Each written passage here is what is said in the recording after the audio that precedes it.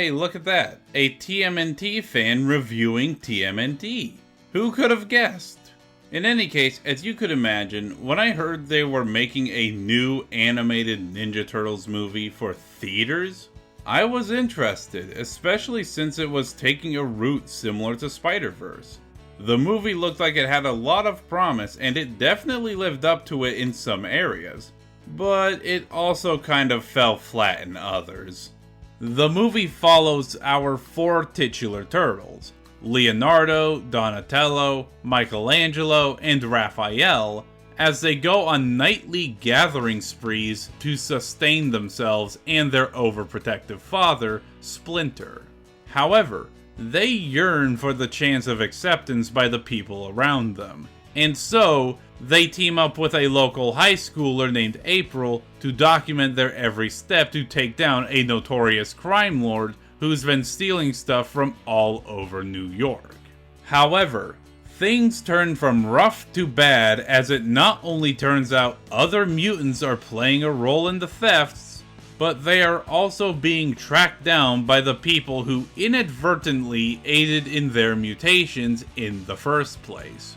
With all that's happening, can they save New York, make peace with their fellow mutants, and find acceptance amongst the people of this metropolis?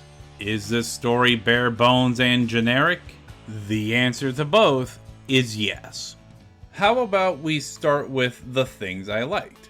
I liked the art style and animation. It's very reminiscent of graffiti and the artistry seen in Spider-Verse, and it makes for not just a good-looking movie with its own distinct personality, but it also helps differentiate it from every other movie released around that same time. I even dare say it's one of the best looking Ninja Turtle movies.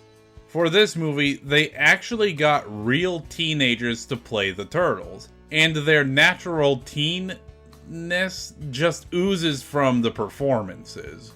These people give the Turtles a new life, and it's honestly very charming. I even like that Splinter, though he's an overprotective parent, is not a controlling one. It feels more like he just doesn't know how to care for his sons, or what he should do now that they are basically grown up.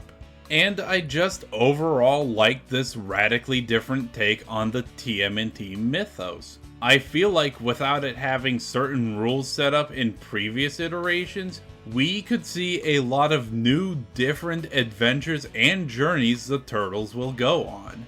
And let's be honest, I think we can agree the best part of this film is that it's decidedly not a children's film. In the same vein as how Rango isn't a children's film. They can watch it just fine, but it ain't for them.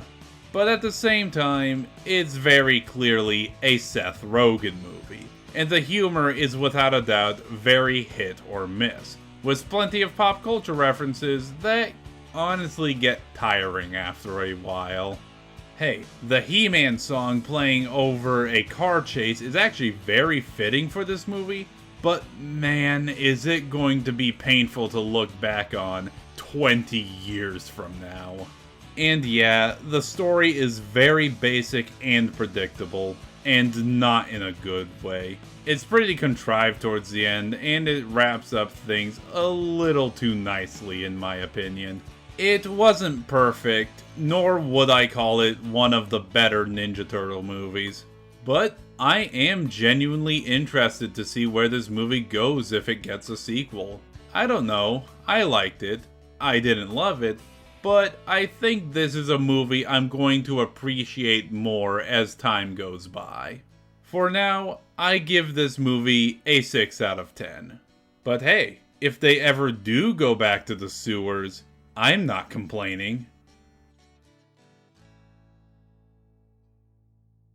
I'd like to give a huge shout out to Undead Sonic 89 for his courteous $30 pledge on Patreon. Through his support, both this channel and my second one can keep making bigger and better projects. Thank you tremendously for your support.